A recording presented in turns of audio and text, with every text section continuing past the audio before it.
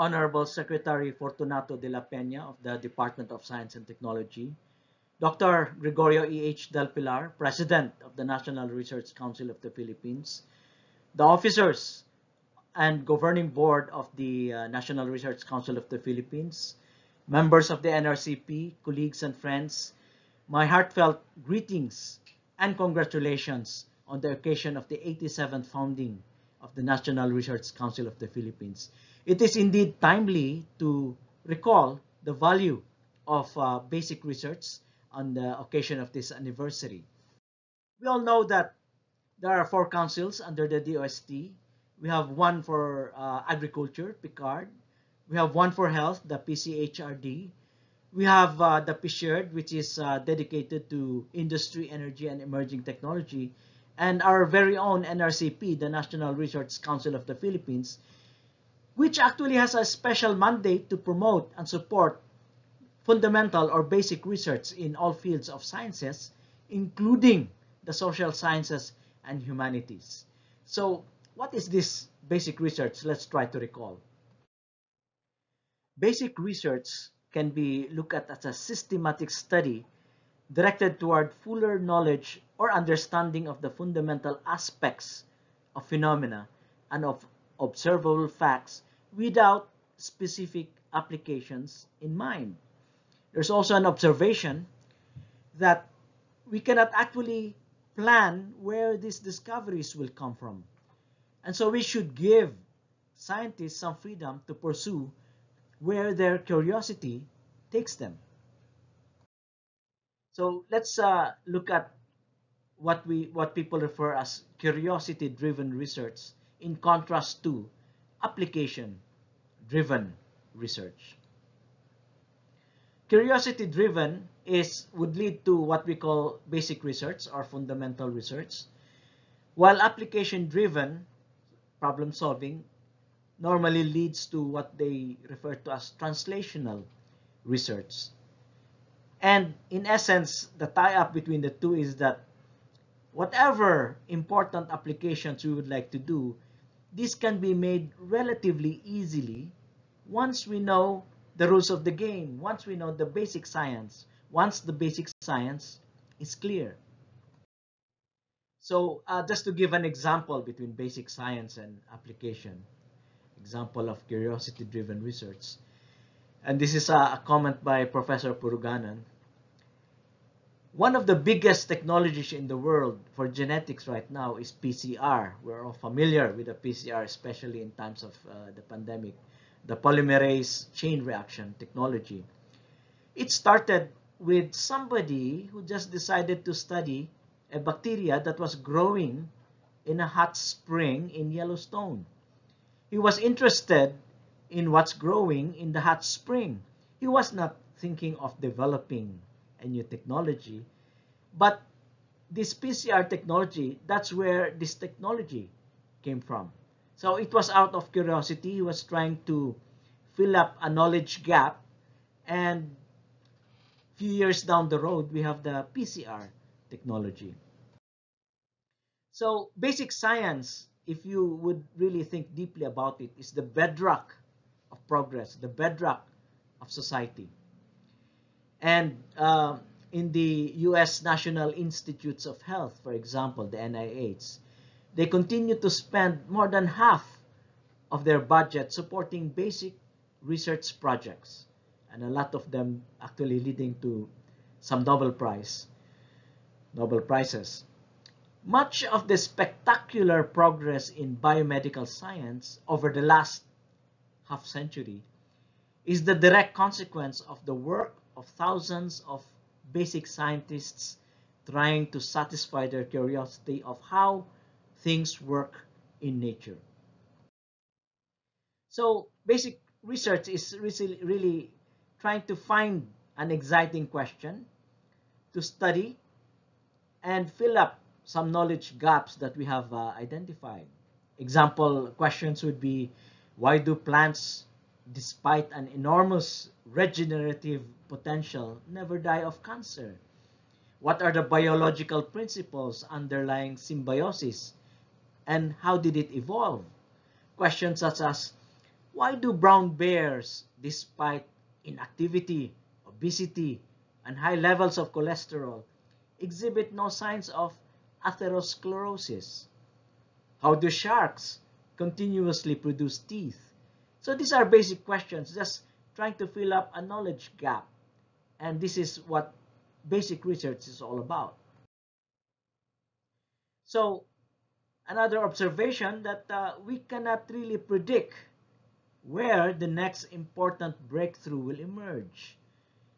Many of the discoveries that we consider groundbreaking and that have brought us new medicines or improved our lives in other ways are the result of curiosity-driven basic research. Examples of basic research which was done in 1953 was the discovery of the basic structure of the DNA by Francis Crick and James Watson. And this has led to a Nobel Prize in Chemistry in 2020. The 1953 basic research and other researchers thereafter, other basic researchers thereafter, led to today's gene editing technology to try to cure diseases, cancer, blindness, and so on and so forth. And even in today's cure for COVID-19 depends a lot on our knowledge of how things work at the microbiological level. Another nice example of the impact of basic research to technology would be Maxwell's equations on the left. And of course, behind these Maxwell's equations are the work of Ørsted and Faraday. And Faraday was in fact asked when he presented his work in the 1850s at the Royal Academy of in the Royal Society of England, of what use is a newborn baby, was his Faraday's answer. And of course, this technology of Maxwell's equations had led to transportation, airplanes, communication, cell phones, power lines, and so on and so forth, without which it would have been very difficult to find this technology. So another impact of basic research, Mendeleev in the 1800s was curious about the elements, and he tried to put up this periodic table of elements. Wolfgang Pauli, for example, he was doing quantum mechanics, and he proposed his Pauli's exclusion principle, which says that no two electrons have the same quantum numbers. And with this Pauli's exclusion principle, you can generate and understand the periodic table of elements. But this understanding of the periodic table of elements has led to, for example, semiconductor technology with its derivative impacts. Rare earths, which we understand from periodic table of elements, are needed for computer screens and hard drives, aircraft engines, camera lenses, wind turbines, hybrid cars, etc., etc., all within the ambit of the semiconductor technology. And with this basic research, we understand what metals are, what non-metals are, what high thesis superconductivity is, how to make superior plastics, and so on and so forth. So this technology is made easier with basic research. Additional examples, somebody was just interested in what the effect of an electric field is on bacteria, and this led to the technology of chemotherapy drugs for ovarian and bladder cancers. Somebody was doing basic research on the identification of protein that repairs a damaged DNA, and later on this led to the treatment for ovarian cancers. So this comment about if there is inadequate basic understanding, redoubling efforts to apply what we know to disease, for example, will have no good result. We need basic research to help us understand biology and diseases, which would accelerate the creation of technology. And on the local front, for example, a lot of researchers in psychological science, researchers in neuroscience, we have applied it to the CVIF Dynamic Learning Program. CVIF stands for Central Visayan Institute Foundation, which started in the year 2002. And the CVIF Dynamic Learning Program is a systems approach. It's a process-induced learning in contrast to teacher-induced learning.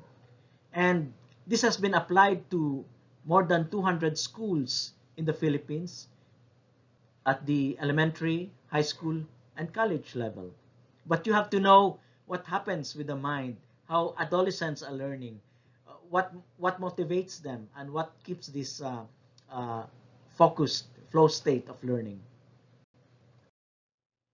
Now, an observation that the laws and principles of science and math are essentially unchanged. For example, Euclid's geometry, discovered 300 years before Christ, is the same Euclidean geometry that our students in high school and college and graduate school are studying. Newton's laws in the 1600s, it's still the same Newton's laws that our undergraduate physics majors and engineers study. Genetics, Gregor Mendel's 1800 discovery.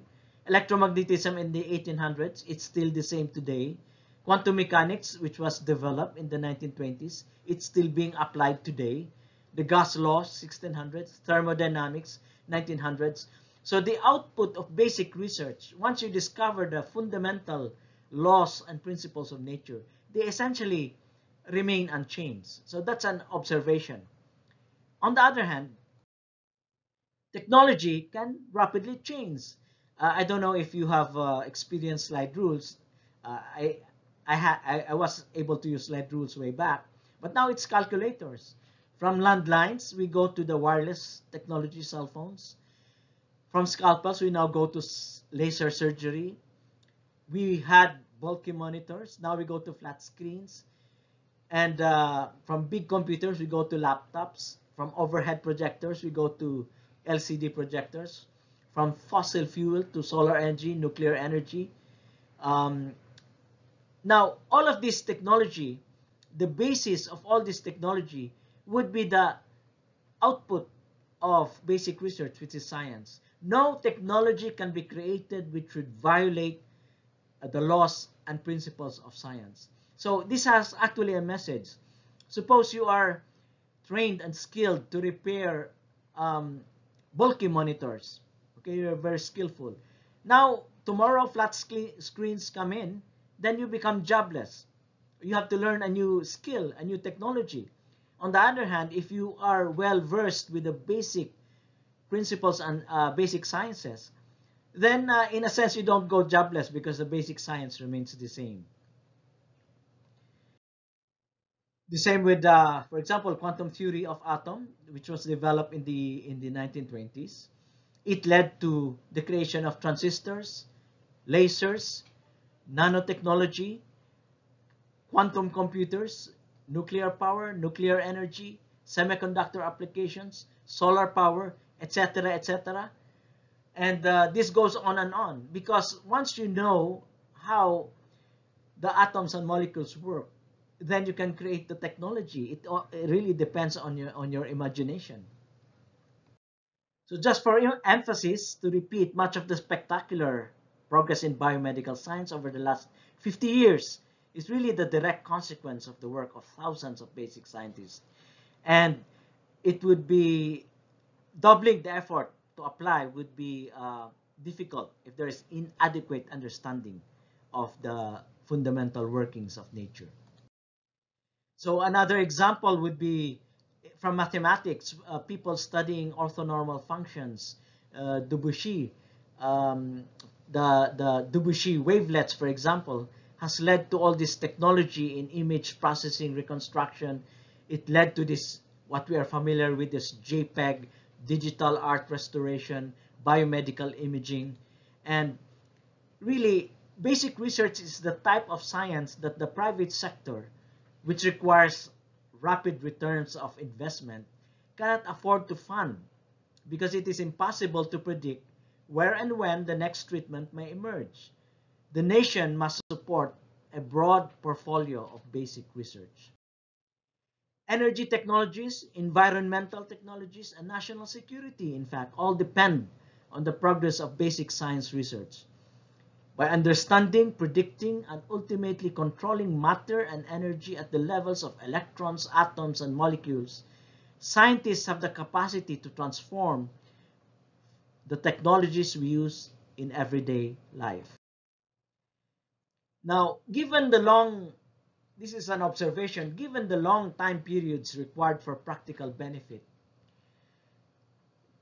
this is not sufficiently profitable for most companies in the private sector to finance such curiosity-driven fundamental research.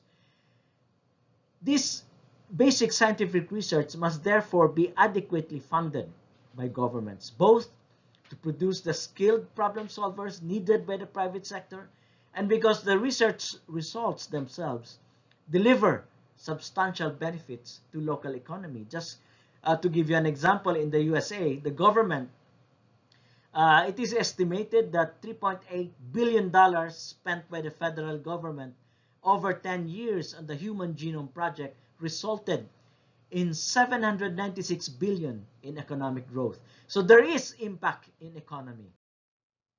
And this has been already observed way back, even in the 1950s, when Robert Solow, Nobel laureate in economics, demonstrated that technological advancement rather than labor and capital is the driving force behind economic growth in industrial countries, with the introduction of new technologies accounting for about 80% of the growth in GDP. Now, looking at today's scenario, countries with strong science and technology workforce can and will dominate militarily and economically those countries without the required scientific manpower. For example, conflicts nowadays are not anymore decided on who can build better robots and drones, but also on who could attack and defend better in cyberspace.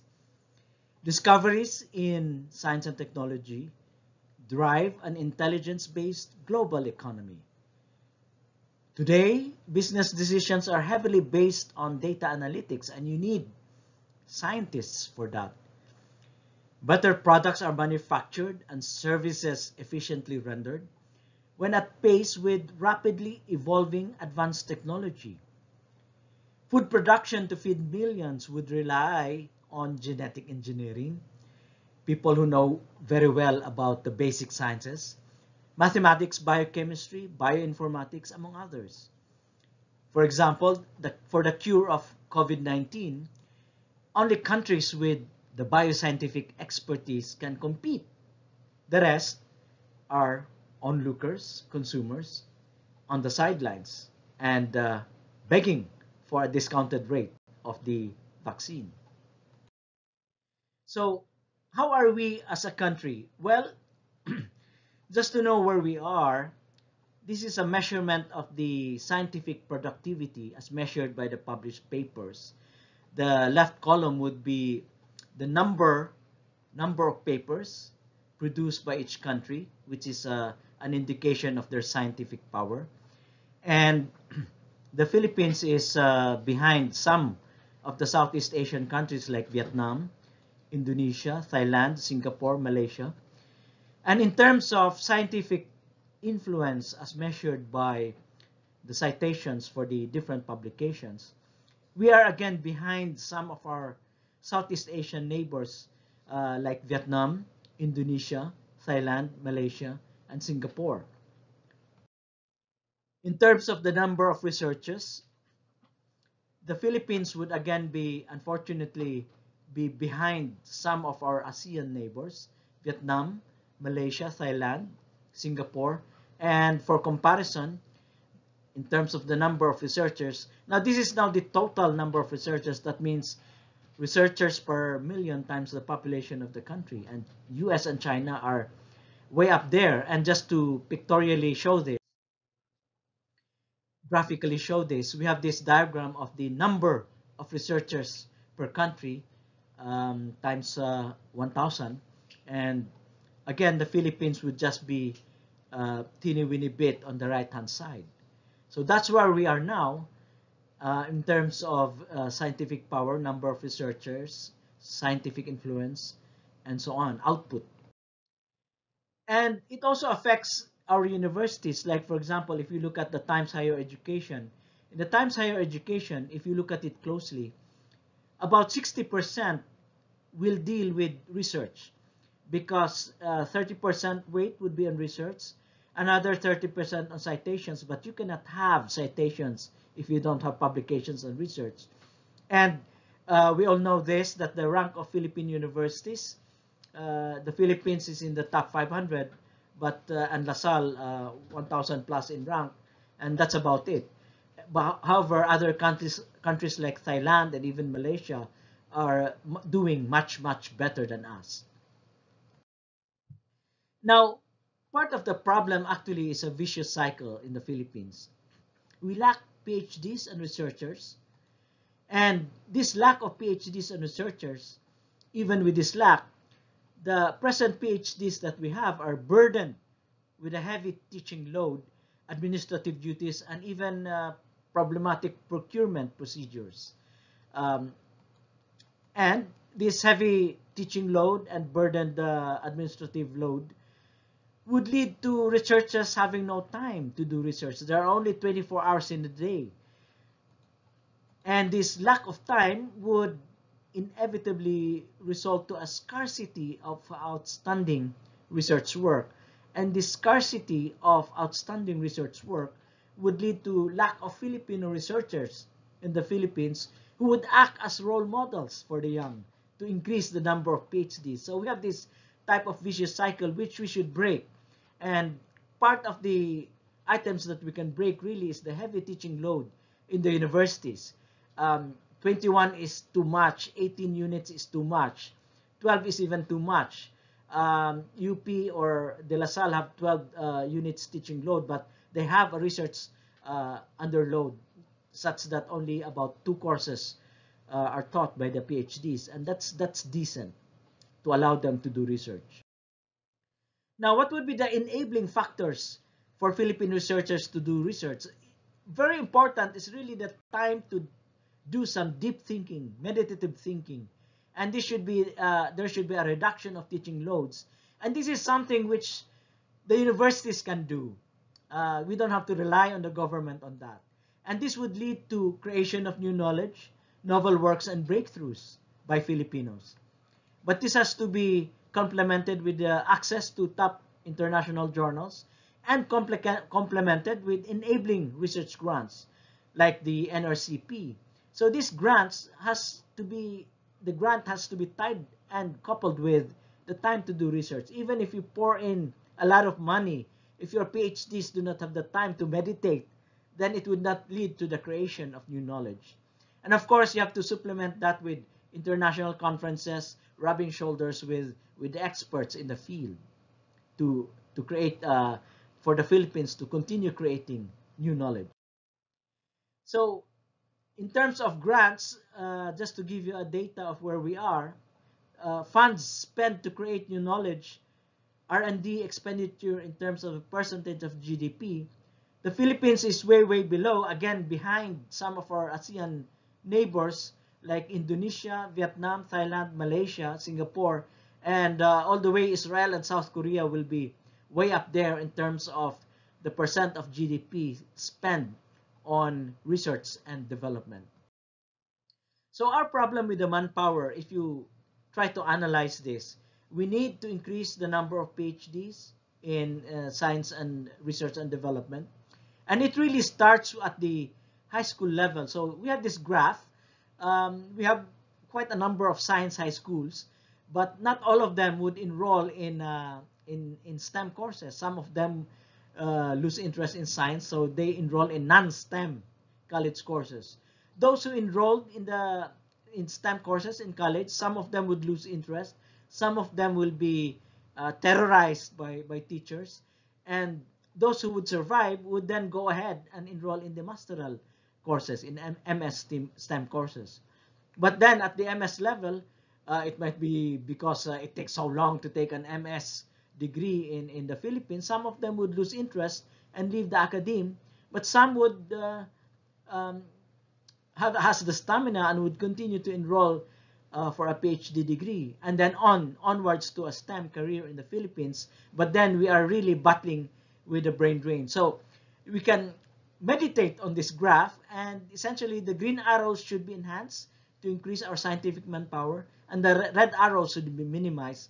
So there have to be policies and to minimize the red arrows. So with this, let me try to end with this, looking at this profile of our scientific manpower in order to do basic research, and that so that we can support basic research via the NRCP. So let me end by wishing all NRCP members renewed vigor and productivity on research for the Philippines to contribute to the world's shared scientific heritage. Thank you very much.